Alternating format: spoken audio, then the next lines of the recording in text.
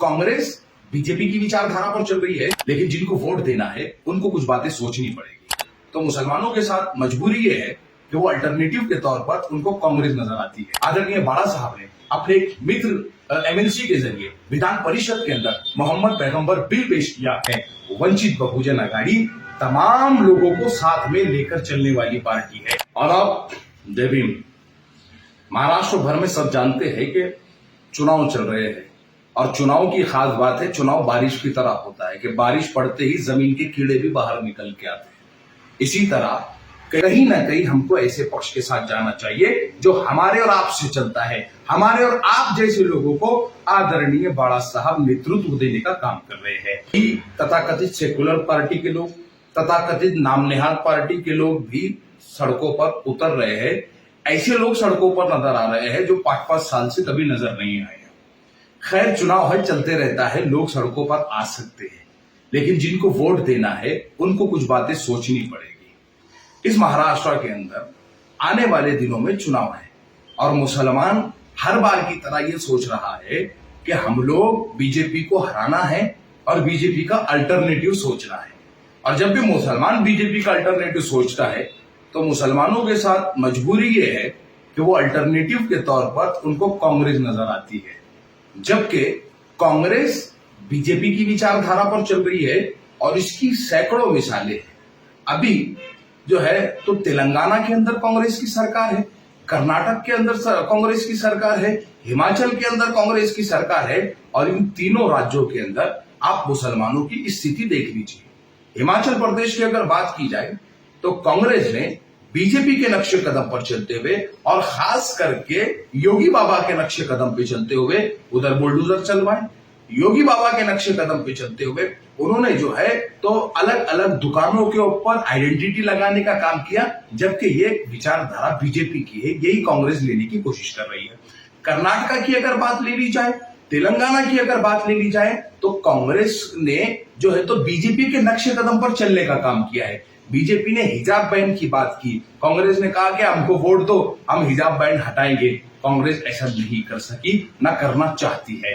कांग्रेस ने कहा कि बीजेपी जिस तरह मुसलमानों को दबा रही है हम उनको उठाने का काम करेंगे और कांग्रेस मुसलमानों को दबाने का ही काम कर रही है। इसका उदाहरण इस जो है तो लोकसभा के अंदर आप देख सकते हैं कि 48 सीटों में कांग्रेस और कांग्रेस के अलायंस पार्टनर जो नए नवेले जो है सेकुलर हुए हैं उनमें से एक ने भी मुसलमान को उम्मीदवारी नहीं दी और ना ही मुसलमानों के मुद्दों को उठाया है। लेकिन इन तमाम बातें जब मेरे और आपके सामने आती है तो मैं और आप ये सोचते हैं कि फिर मुसलमानों ने जाना किसके साथ चाहिए।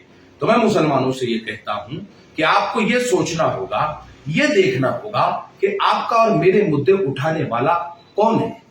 अगर देखिए, आदरणीय बाड़ा साहब सत्ता में नहीं है, वंचित बहुजन अघाड़ी सत्ता में नहीं है, लेकिन पिछले दिनों आदरणीय बाड़ा साहब ने अपने एक मित्र एमएलसी के जरिए विधान परिषद के अंदर मोहम्मद पैगंबर बिल पेश किया, लेकिन उसके ऊपर सुनवाई तक न हो सकी क्योंकि वही कांग्रेस, एनसीपी और शिवसेना के लोग उसके ऊपर सुनवाई नहीं चाहते थे।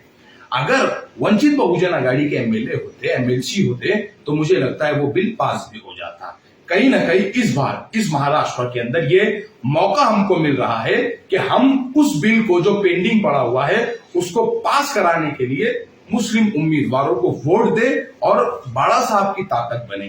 देखिए, वंचित बहुजन अघाड़ी किसी एक वर्ग की पार्टी नहीं है, वंचित बहुजन अघाड़ी किसी एक समाज की पार्टी नहीं है, वंचित बहुजन अघाड़ी तमाम लोगों को साथ में लेकर चलने वाली पार्टी है।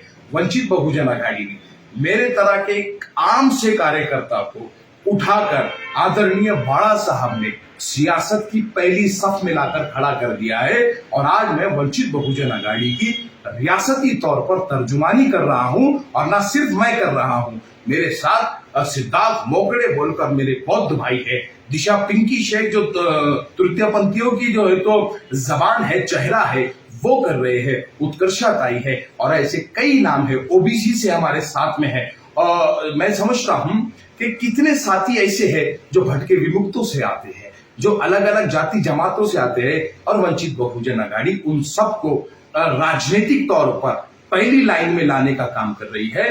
कहीं ना कहीं हमको ऐसे पक्ष के साथ जाना चाहिए जो हमारे और आपसे चलता है, हमारे और आप जैसे लोगों को आदरणीय बाड़ा साहब नेतृत्व देने का काम कर रहे हैं।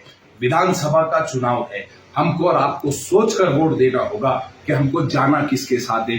उनके साथ जो हिजाब बैन करने के हित में है, या उनके साथ जो मुसलमानों के मुद्दे उठाते हैं, उनके साथ जो मुसलमानों की आइडेंटिटी पूछते हैं, या उनके साथ जो मुसलमानों को नुमाइंदगी देते हैं। हमको जाना किसके साथ, ये तमाम मुद्दे हमको सोचने पड़ेंगे।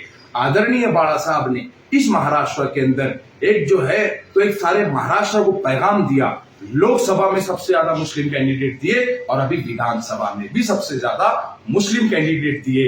मैं समझता हूं आप अक्लमंद लोग हैं, मैं समझता हूं आप सियासी तौर पर बेदार लोग हैं। साथ ही साथ मैं ये भी समझता हूं कि आप राज्य की हालत को बहुत अच्छे से समझते हैं। तो मैं ये भी यकीन रखता हूं कि इस बार आप वोट देते टाइम ये जरूर सोचेंगे कि हमारे लिए असल उम्मीदवार कौन है, हमारे लिए लड़ने वाला कौन है और हमारे लिए लड़ कौन सकता है।